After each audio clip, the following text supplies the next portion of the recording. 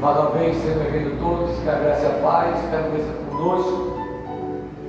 Nos acompanhem com suas Bíblias, a carta de 2 Tessalonicenses, no capítulo 2.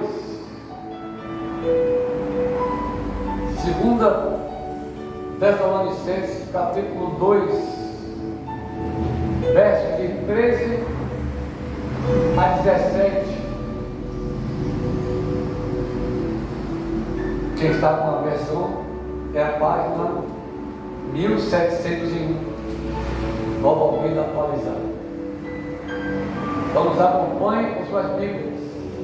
2 Tessalonicenses, capítulo 2, versos de 13 a 17, diz assim o texto sagrado: mas devemos sempre dar graças a Deus por vocês, irmãos amados pelo Senhor, porque Deus nos escolheu desde o princípio para a salvação, pela santificação do Espírito e fé na verdade. Foi para isso que também Deus nos chamou, mediante o nosso Evangelho, para que vocês alcancem a glória de nosso Senhor Jesus Cristo. Assim, pois, irmãos, fiquem firmes e guardem as tradições que eles foram ensinadas, seja por palavra, seja por carta nossa. Que o próprio Jesus Cristo, nosso Senhor e Deus, o nosso Pai, que nos amou e nos deu eterna consolação e boa esperança, pela graça, console o coração de vocês e os fortaleça em toda boa obra e boa palavra. Diz assim a palavra do Senhor. Paulo nos escreve esta carta, a segunda carta aos Tessalonicenses, a igreja tessalônica. Na verdade está se referindo à primeira carta que foi escrita, mas olha o que ele vai dizer logo no início: devemos sempre dar graças a Deus por vocês. Paulo está feliz porque eles caminhavam dentro da palavra de Deus, irmãos amados pelo Senhor, porque Deus nos escolheu, tanto eles como nós, desde o princípio, antes da criação. Ele já conhecia, ele já sabia o que iria acontecer. Deus não fez isso preocupado com a salvação depois da queda do homem. Ele já tinha antes sabido de tudo que iria ocorrer. Ele tinha certeza que o homem ia cair, mas a salvação é pregada antes da queda. Por isso que Paulo vai dizer: Deus escolheu desde o princípio para a salvação.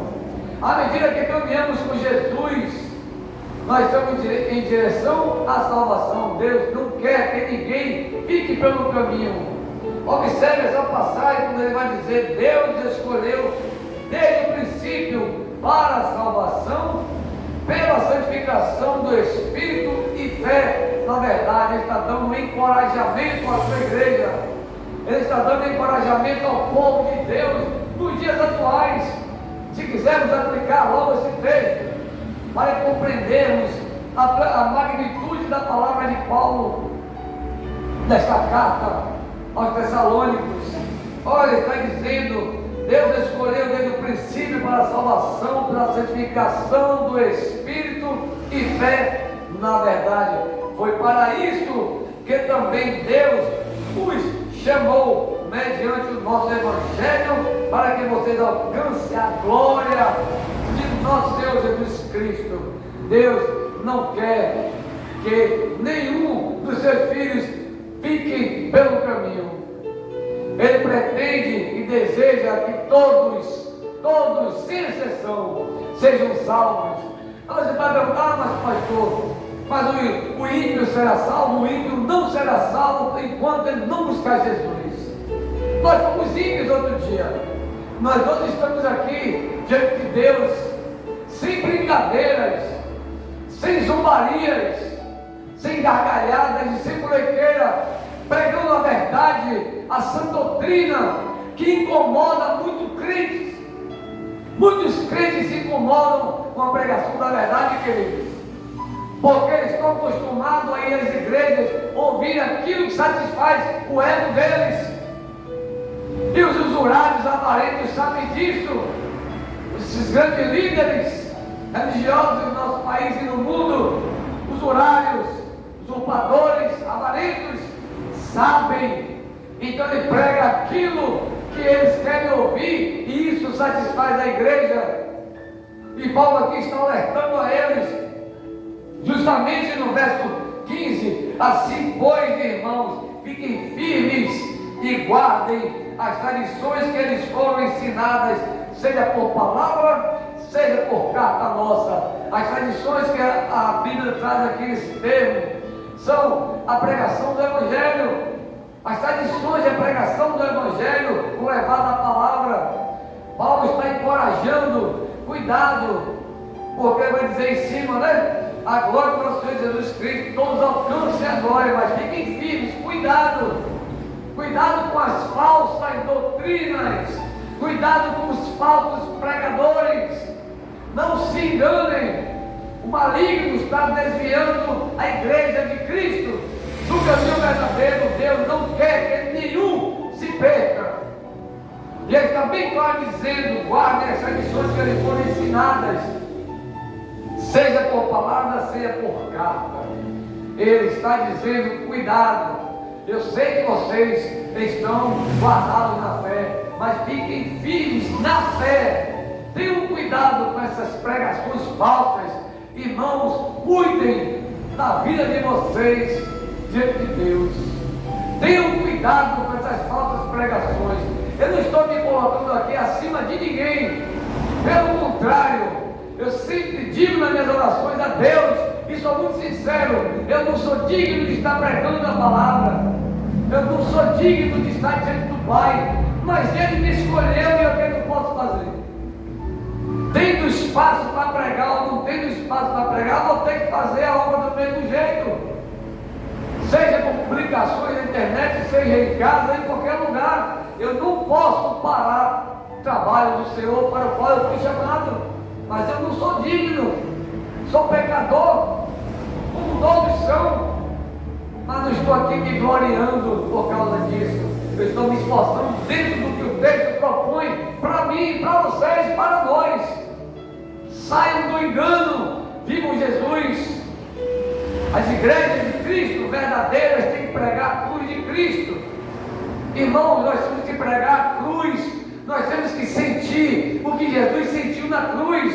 Se não sentirmos isso, não seremos salvos, porque não iremos compreender a vida de Jesus e não estaremos preparados para a segunda vinda de Jesus, se não enchermos nosso coração daquilo que Ele sofreu na cruz.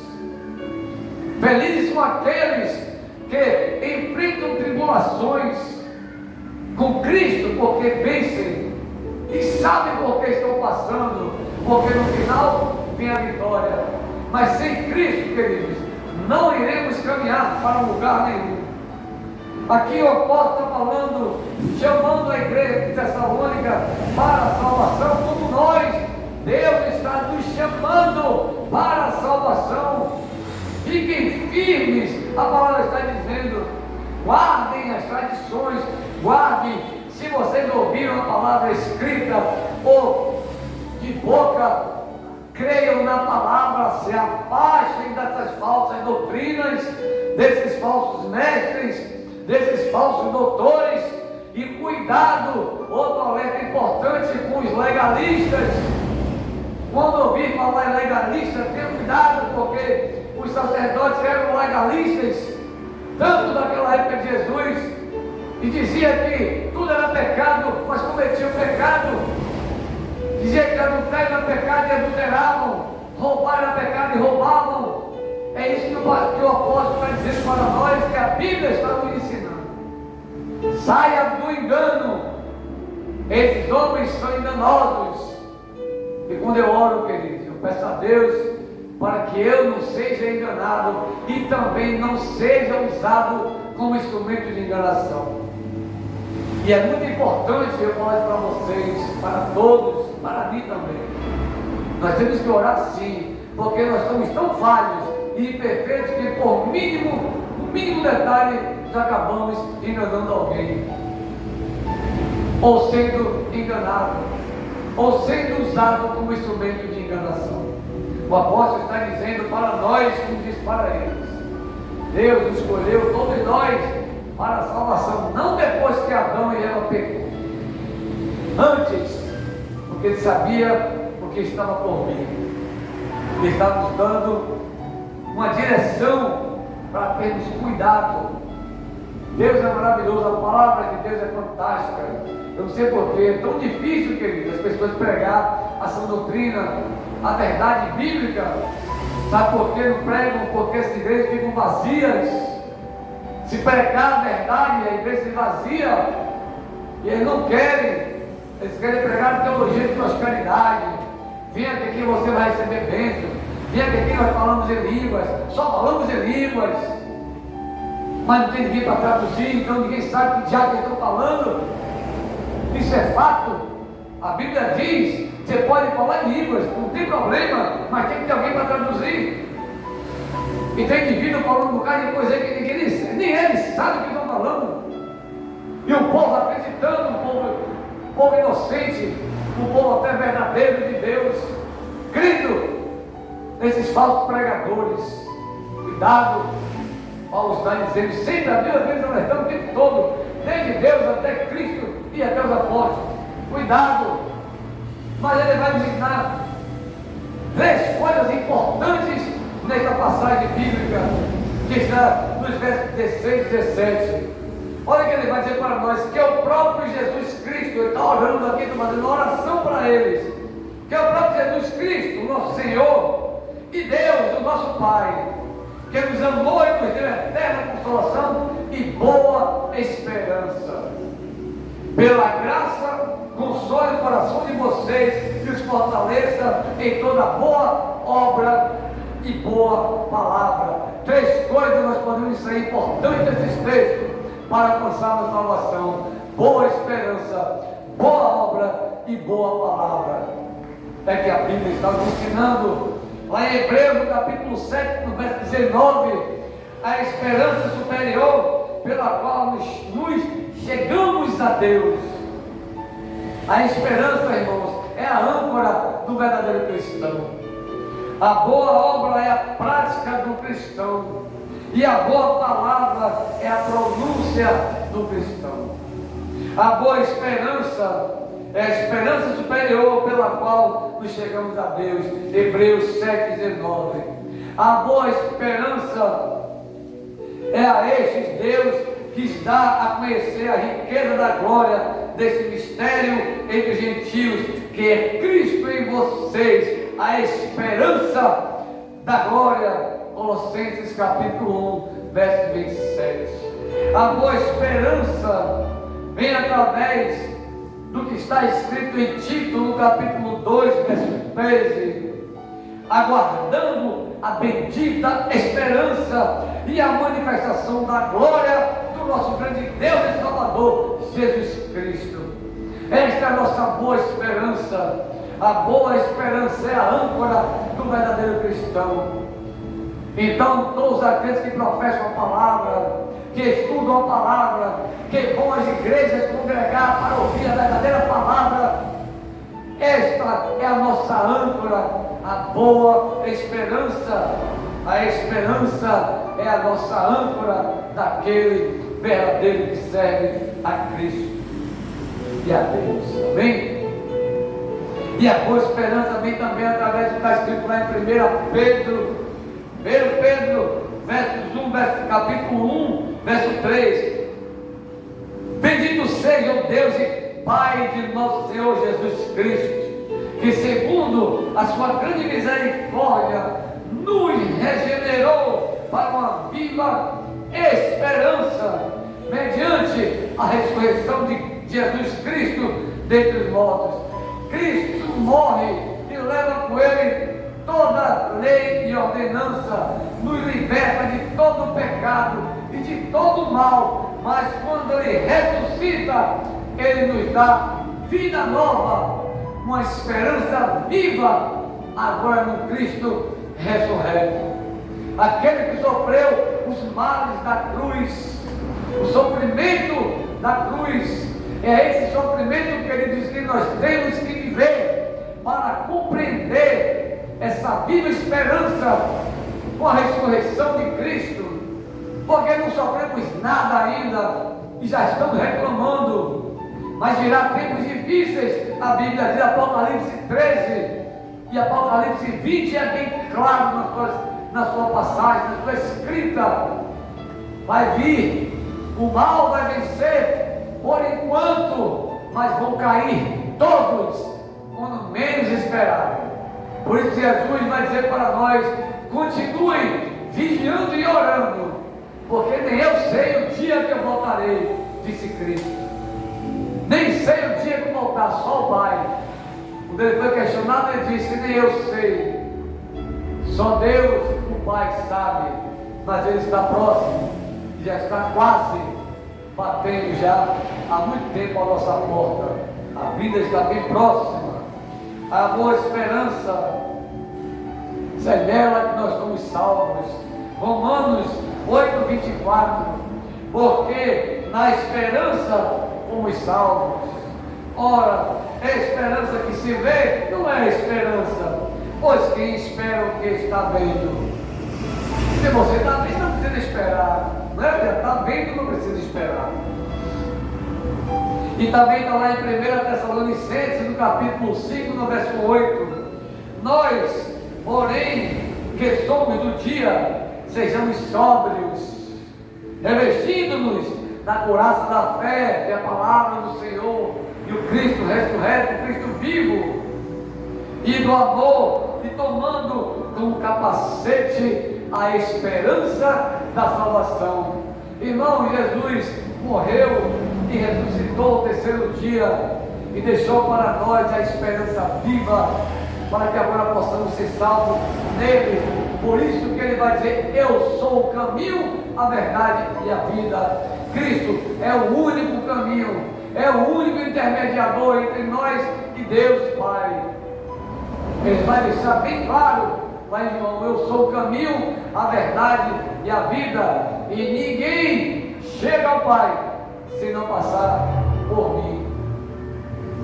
Queridos, é tão difícil compreendermos Cristo, é tão difícil entendermos a tua palavra, e é tão difícil vivermos sinceramente na presença de Deus, porque somos imperfeitos e falhos. Mas não é impossível, à medida que nós tenhamos coragem e fé, nos entregar e aguardar, ficando, como sempre eu digo aqui, ficando de pé diante do Senhor, e esperar dele a ordem. Quando vier, nós ouvirmos, colocá-los em prática, porque o chamado vai vir, não tenha dúvida, e vai vir naquele que menos espera. Quando vier o chamado, atendam, queridos. Paulo está alertando não só a igreja tessalônica, está alertando nós nos dias atuais. Vivemos tribulações, veremos dias piores, mas se nos afastarmos da palavra, queridos, tenha certeza, iremos perder a batalha. Mas se estivermos com Cristo, venceremos a batalha, porque é promessa de Deus. Pregue a palavra, estude todo dia, fale todo dia, do mais jovem ao mais velho, fale com eles isso aqui todos os dias. Jamais eu abandonarei vocês. É promessa de Deus, ele fez uma aliança conosco, mas para termos essa aliança, precisamos nos entregar a Cristo.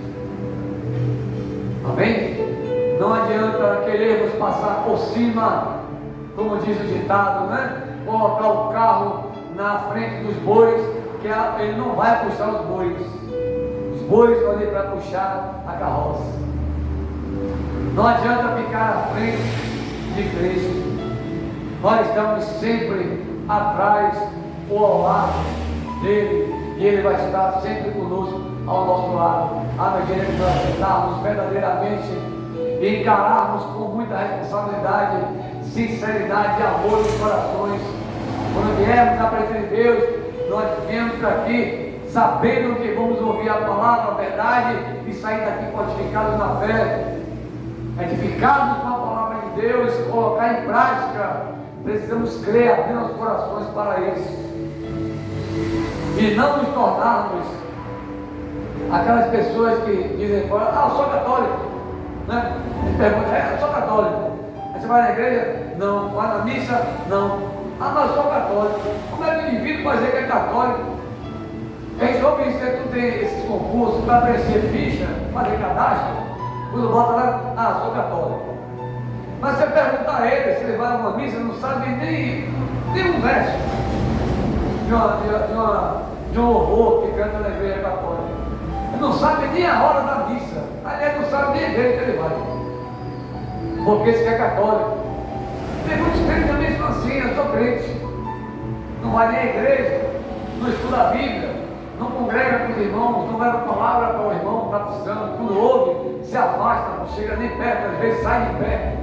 E Paulo está dizendo: não façam isso. Cuidado com esses falsos pregadores, cuidado com essa falsa doutrina, cuidado com esses falsos mestres e esses falsos doutores. Andem na verdade e guardem a verdade, para que vocês tenham uma salvação tranquila e em paz. Ele vai dar essas três coisas: a boa esperança, a boa obra e a boa palavra. A boa obra nós fomos chamados para praticar aqui. Todos que estão aqui foram chamados para praticar a obra de Deus. Não pense que vocês não foram chamados, vocês estão aqui à toa. Se vocês continuam ainda aqui, é porque tem um propósito, e não sou eu que estou dizendo, é a palavra do Senhor que está dizendo. Agora precisamos crer que tem verdadeiramente um propósito. Pode ter certeza disso. Paulo afirma lá em Efésios, no capítulo 2, verso 10: somos feitura de quem? Olha, pois somos feitura dele, criados em Jesus Cristo para boas obras, as quais Deus de antemão preparou para que andássemos nelas. Deus preparou desde lá do início da criação a vida de Jesus. É nele que nós temos que andar. E olha quantas investidas do maligno durante o caminho para Cristo não vi. O pecado, né? A maldição, tudo, a perseguição a Cristo, tudo acontecendo para Cristo não vi. Mas Deus disse que ele vai, porque é promessa. E ele veio e nasceu na manjedoura, numa época de frio. Então ele está dizendo, Paulo: pois somos feitura dele, como feito por Deus, ele que nos criou, e é ele que nos conhece. Então, se estamos aqui tentando enganá-los, que eles desistam disso, porque a Deus ninguém engana. E quanto mais tentamos enganar, mais difícil nossa vida fica. Quanto mais nos afastamos de Cristo, mais complicada a nossa vida fica. A vida financeira, a vida familiar, a vida profissional, a vida conjugal, tudo começa a desandar. No dito popular, né? Tudo começa a desandar, a gente não começa a entender mais nada. Mas quando voltamos para o Senhor, Ele abre as portas e mostra os caminhos. Já aqui, querido, você tem que andar aí, ó. Como Ele fez, como da mão mirrada, levante-se dentro do meio, porque Jesus, Ele quer estar no meio de nós. Mas para Ele estar no meio de nós temos que estar falando verdadeiramente sobre Ele. Bem? Lá em Filipenses, capítulo 1, verso 6: estou certo de que aquele que começou boa obra em vocês há de completá-la até o dia de Cristo Jesus. Eu acabei de falar sobre isso aqui. Eu não sou digno, mas se o Senhor me escolheu, ó, estou certo que aquele que começou a obra em vocês, Deus começou a obra em mim, em você, em você, em você e em vocês que estão nos assistindo. Deus que fez com que esta obra surgisse, Ele começa a obra em nós. Não somos nós que escolhemos ser pregadores, não somos nós que escolhemos ser crentes. Ele é quem nos escolhe para a obra e traz a presença dele àqueles que Ele quer que a obra seja completada, e querendo ou não, o que a palavra vai dizer, em vocês há de completá-la até o dia de Cristo Jesus, né, a vinda de Cristo, porque a obra de Deus não fica pela metade, e ela não é incompleta, ela é totalmente completa e tem que ser completa e cumprida em nome de Jesus. E nós iremos vencer, porque Deus é Deus. Vem. 1 Coríntios, capítulo 3, versículo 13. A obra de cada um se tornará manifesta, pois o dia a demonstrará, porque será revelada pelo fogo, e o fogo provará qual é a obra de cada um. Não adianta tentar correr, se nós desviarmos para outro caminho e dizer, não, só volta para cá. Ele vai trazer para o caminho, o fogo vai revelar a obra que nós temos que fazer. Mas na igreja eu fico sentado na portaria, anotando quem entra e quem sai. Está fazendo um trabalho importantíssimo. Quem fica à entrada das igrejas, anotando quem entra, ali orientando, está selecionando as pessoas para Cristo. Ela está ali para isso, o papel dela é esse, ela não sabe, mas aquela obra é importante porque está selecionando as pessoas que não entrar à igreja. Mas essa pessoa que às vezes não está a fim de assistir o culto, não vai permanecer. Mas aquelas que foram anotadas de coração, essas permanecem. E quando Cristo vier, nós sabemos disso. Ele vai separar ovelhas de bodes, mas vai separar também ovelhas, porque ele sabe que nem todas as ovelhas são fiéis. Amém? E a importância do trabalho daquela pessoa que faz ali é obra do Senhor. Tudo que se faz na casa do Senhor, na presença de Cristo, é obra de Deus. Eu vou arrumar as cadeiras, é obra de Deus. Eu estou na igreja há 30 anos varrendo, é obra de Deus. Não se preocupe, o seu papel é esse. É necessário que você esteja ali fazendo aquela obra para manter o ambiente limpo. Mas a minha ela fica sentada ouvindo para poder divulgar quando sair a palavra. Mas a responsabilidade maior do pregador é daquele que levantar o pastor, que tem que ter a maior responsabilidade com a casa de Deus. A casa não é presente, porque aqui não é a casa de Deus. Paulo vai dizer também lá em Tito, vai dizer para Tito, lá em Tito no capítulo 2, verso 7, seja você mesmo um exemplo de boas obras. Ele vai dizer a Tito, você quando for lá, querido, seja você primeiro, você seja um exemplo de boas obras. Jesus vai dizer lá em Apocalipse 22, verso 12, último capítulo da Bíblia, eis que venho sem demora, e comigo está a recompensa que tenho para dar a cada um segundo as suas obras. Cristo vai recompensar a cada um segundo as suas obras. Mas eu não fiz nada, não vai ter nada. Mas eu varri o chão, fez uma boa obra. Arrumei essa cadeira, fez uma boa obra. Eu ficava na porta anotando, é obra de Deus. Eu dava uma sopa, é obra de Deus. Eu dava um café, é obra de Deus. Eu fazia, quando eu tinha cesta básica, é obra de Deus. Tudo que faz na presença de Deus é obra exclusiva do Senhor, não é nossa. Para que nós fiquemos aqui, não sou salvo porque eu sou, né? O cara que não 10 cesta básica, 100 cesta básica. E amanhã eu sou galardão, acabou, já recebeu. Passa um com o outro no meio, o esquerdo com o direito, não deixa que o outro veja. Nem a mão, nem a direita, nem a esquerda, passa uma que a outra fica escondida, camuflada, para que não saiba. Não passa igual aqueles fariseus que ficavam lá no meio da rua, pregando, orando em voz alta, mas o coração não estava em Cristo. Então seriam fiéis em tudo da palavra de Deus.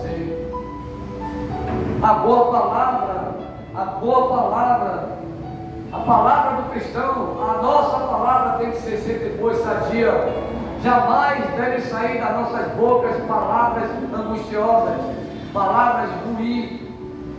palavras que venham machucar, agredir ou mentir. A palavra do cristão, ela tem que ser boa e sadia, sempre, porque senão nós estamos fazendo a obra do Senhor. E é por isso que Paulo vai aconselhar a Timóteo, lá em 2 Timóteo, no capítulo 1, verso 13, ele vai dizer a ele: mantenha o padrão das sãs palavras. O padrão, quais são as sãs palavras? A doutrina do Senhor, para a verdade, não pregue mentira. Que de mim você ouviu com fé e com amor que há em Cristo Jesus. Ele vai aconselhar Timóteo a isso. Mantenha o padrão das sãs palavras que de mim você ouviu com fé e com amor que há em Cristo Jesus. Ele vai aconselhar também a Tito, no capítulo 2, agora versos 7 e 8, complementando o que nós acabamos de ver, na boa obra. Seja você mesmo um exemplo de boas obras, mas no ensino mostre integridade, reverência, linguagem sadia e irrepreensível, para que o adversário seja envergonhado, não tendo nada de mal a dizer a nosso respeito. Cristo foi tentado várias vezes e respondia sempre uma pergunta, e as pessoas ficavam maravilhadas. Que homem é esse que ele não consegue dar um nó, não consegue pegar, não consegue derrubar? Porque Cristo era sábio e sabia muito bem colocar suas boas palavras. E Paulo está dizendo a Timóteo: faça o mesmo, sempre, para que o inimigo, ele fique envergonhado. As pessoas que foram tentar Jesus saíram envergonhadas, como muitos foram tentar os apóstolos também saíram envergonhados, e como muitos vêm a nós e saem envergonhados, porque eles querem ouvir aquilo que satisfaz o ouvido deles. Quando pergunta, pastor, mas a Bíblia fala isso e aquilo, quando a gente responde dentro da Bíblia, mas aí eu não creio, o problema não é meu, e o problema não é nosso. Nós temos que pregar a Bíblia, chamar para a obra. Esse é o nosso papel. Jesus vai lá também dizer, deixou registrado e escrito lá em Mateus, no capítulo 12, nos versos 36 e 37. Digo a vocês, olha a importância desse verso. Digo a vocês que no dia do juízo as pessoas darão conta de toda palavra inútil que proferirem, porque pelas suas palavras você será justificado, e pelas suas palavras você será condenado. Olha o perigo que nós corremos quando mentimos para alguém, quando agimos de má fé com alguém, né? Quando não falamos a verdade com alguém, quando ofendemos alguém. De uma forma ou de outra, seremos alcançados por nossas palavras inúteis. Por isso que Deus vai dizer a Josué: fale deste livro da lei todos os dias, de dia e de noite. Eu sempre estarei com você. Guarde a sua doutrina, guarde a minha palavra, ande nos meus caminhos, obedeça os meus mandamentos, caminhe nos meus estatutos, e o Senhor jamais Ele nos abandonará. Jesus veio e disse a mesma coisa, disse mais ainda: Ele é o único intermediador entre nós e Deus. Quando orarmos a Ele em nome dEle, Jesus. Vem, e veja lá o que vai dizer em Efésios, no capítulo 4, no verso 29. Olhe a profundidade. Não saia da boca de vocês nenhuma palavra suja. Quando as pessoas dizem naquela época para ofender o irmão, eles diziam uma palavra chamada racá, e cuspia. Aquilo era uma ofensa moral terrível. Essa palavra chamada racá e cuspia, era uma desonra àquela pessoa. Jesus vai dizer apenas depois: se você chamar seu irmão somente de uma coisa, não é de nome, né? Ele fala: se você chamar de louco, já está condenado. Olha o perigo que nós corremos com as brincadeiras que fazemos entre as pessoas, às vezes agressivas, e as pessoas dando risada, e o mundo se perdendo, porque só querem isso. As famílias perdendo seus filhos para um mundo perverso e aplaudindo, muita gente aplaudindo o que está acontecendo no mundo, né? Com essa nova gestão que está aí no Brasil, as pessoas aplaudindo, mas tem muitos deles agora que estão começando a reclamar, porque eles acharam que não iriam ser atingidos, mas todos seremos atingidos. Mas nós que andamos com Cristo, mesmo perseguidos, venceremos, porque Deus não vai nos abandonar. Creia nisso. Colossenses capítulo 4, verso 6. Que a palavra dita por vocês seja sempre agradável, ó, sempre agradável, e melhor ainda, temperada com sal, para que saibam como devem responder a cada um. Então, por mais, talvez, não tenha um lugar falando, por mais idiota que a pergunta que alguém faça para nós, que talvez nós achemos que seja idiota, temos que ter temperança, sabedoria, e não responder com grosseria e nem com rispidez, que a palavra está dizendo, ó, que é a palavra dita por nós, mas as pessoas que nos perguntam coisas que às vezes é absurda, né? Que às vezes é uma pergunta sem pé, sem cabeça, para nos testar, como Jesus foi tentado a vida toda. Às vezes faz umas perguntas que não tem nada a ver uma coisa com a outra, mas nós temos que ter sabedoria e responder a eles a nossa palavra temperada com sal, para que ele não vai entender. Porque o Jesus foi questionado pelos discípulos: Senhor, por que o Senhor fala desta forma com eles? E Jesus vai dizer: eu vou falar com eles, mas eles não vão ouvir, né? Eu estou falando justamente para quem tem ouvido não ouvir. Eles vão ter olhos, mas não vão ver, não vão entender. Mas a vocês é dar direito de conhecer o reino dos céus. Então ele começa a traduzir as palavras que é dita ao povo, para os seus discípulos, reunia e explicava. Isso é para aquelas pessoas que vêm para as igrejas com curiosidade, não vão entender nada, diz Cristo. Mas quando você vem com o coração limpo e aberto para receber Jesus, uma palavra já dá todo o entendimento, e saem daqui fortificados, edificados, para chegar em casa, colocar a cabeça no travesseiro e meditar: meu Deus, aquele pastor quase me mata na igreja falando aquela palavra. Mas não é a palavra do pastor, querido, é a palavra da Bíblia. Aí as pessoas vão dizer: lá não vou mais não, o pastor lá é muito bravo, né? Ele é muito direto. Mas Deus, Cristo, foi direto e objetivo. Jesus não fazia rodeio para chamar atenção nem para pregar. Mas os conscientes, verdadeiros cristãos, ao ouvir a verdade, chega em casa e medita. Melhor ainda, reúne a família. Olha, vocês não foram, mas vamos sentar aqui que nós lemos um texto, 2 Tessalonicenses, no capítulo 2, verso 13 a 17, a palavra foi hoje essa na igreja. E senta e discute com a família, porque eles precisam. Nós precisamos cumprir o que Deus fala em Josué. Falar deste livro da lei, de dia e de noite, todos os dias de nossas vidas. Não é somente para a rua, principalmente para dentro de casa, no seio familiar, onde as famílias hoje não sentam mais para tomar um café, para almoçar juntos. Raramente isso acontece. Percebam? Não acontece, é raro, raríssimo. As famílias não têm aquela tradição, como na minha época, minha mãe sentava conosco, tomávamos café da manhã, depois íamos para a escola, retornava, tomava banho, sentava todo mundo e almoçava, ninguém sentava disperso.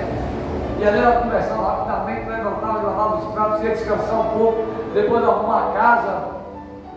Ela não pregava a Bíblia, mas fazíamos isso, era uma tradição de família. Hoje as pessoas entram em casa e saem, pai nem sabe onde está indo, nem mãe. Quando liga o jornal, ou liga a televisão para um jornal ou um noticiário, aí vai ver lá um jovem encontrado na vala, jovem encontrado na praia, jovem encontrado morto. Aí quando fala: meu Deus, é meu filho, desespero. Mas quando está em casa, permite, né? Permite os erros, aceita os erros. Mas quando acontece, meu filho é trabalhador, é estudante, era isso, aquilo, mas não teve pai nem mãe, quem tivesse pai e mãe estava ali. Muitas coisas hoje acontecem por falta de responsabilidade familiar, queridos. Essas leis que estão botando aí, de gênero, a vida não interessa em nada, porque eu tenho uma conduta moral com minha família, e é isso que nós temos que ter, deixa eu fazer a lei deles. Como Paulo está dizendo aqui, fique longe, guarde a palavra que eu disse para vocês. Se nós guardarmos o que é bom para nós, para fazer 200 leis, não me interessa. Quem vai cumprir é quem gosta de sair molequeira. E aí a responsabilidade é deles. Vão responder. Não tenho dúvida disso. Amém? Por isso que ele vai dizer que a palavra dita por vocês seja sempre agradável, temperadas com sal, melhor ainda, para que o outro ou não entenda ou entenda. Mas sai a palavra suave. Ele nunca vai dizer, pô, aquele irmão falou comigo ali, o cara da igreja, com ignorância. Ele não vai dizer isso, ele vai até dizer, rapaz, tentei falar com o irmão dele para ver se ele desequilibrava, mas o cara me deu uma pancada. Não é assim? Aí outro também, você aí, para procurar brincadeira com o crente, a gente já ouviu isso, eu já ouvi isso de algumas pessoas. Mas já foram porque brincar com o crente aí, eu tomei uma porrada arretada. Mas por quê? Deus usa as pessoas na hora certa para o louvor do teu nome. O cristão, salve Jesus, tem mil motivos para ter boa esperança, praticar as boas obras e pronunciar a boa palavra. Pois está lá em Lucas, no capítulo 6, versos 45 e 46. A pessoa boa tira o bem do bom tesouro do coração, e a pessoa má tira o mal do mau tesouro, porque a boca fala do que está cheio do coração. Porque vocês me chamam Senhor, Senhor, e não fazem o que eu mando de Jesus. E para encerrar, quanto mais do céu existe em nossas vidas, menos da terra cobiçamos, diz o príncipe dos pregadores, Charles Spurgeon. E vai dizer mais ainda para nós: pregue o Evangelho, tendo em vista unicamente a glória de Deus, ou então segurem suas línguas. Olha que coisa profunda. Pregue o Evangelho tendo em vista unicamente a glória de Deus, ou então segure suas línguas. Se não é capaz, cale sua boca. Não tem temperamento fácil, né? Tranquilo, cale sua boca. Não tem domínio da palavra, cale sua boca. Vai falar besteira, cale sua boca.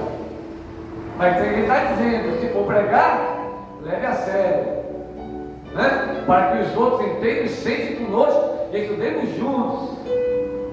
Então, como Paulo vai dizer, refreia sua língua, né? Já que você não quer, refreia sua língua. Cuidado com o que vocês falam, porque nós acabamos de ver aqui no livro de Lucas, né? No capítulo 6, versos 45 e 46. Nós falamos que está cheio o coração.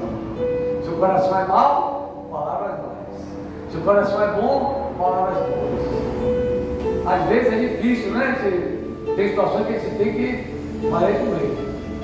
Contar até 10, aquele velho ditado popular, conta até 10, respira fundo, pronto, aí responde. Ou então não sei, sai de pé. E tem coisa também que não vale nem a pena ser respondido. Disso tem coisas que é tão, a pergunta ou a fala é tão sem nexo, que não vale nem a pena você tentar responder. Às vezes vai tentar responder e você atrapalha. Por isso que ele vai dizer, segura ali. Fique tranquilo. Bem?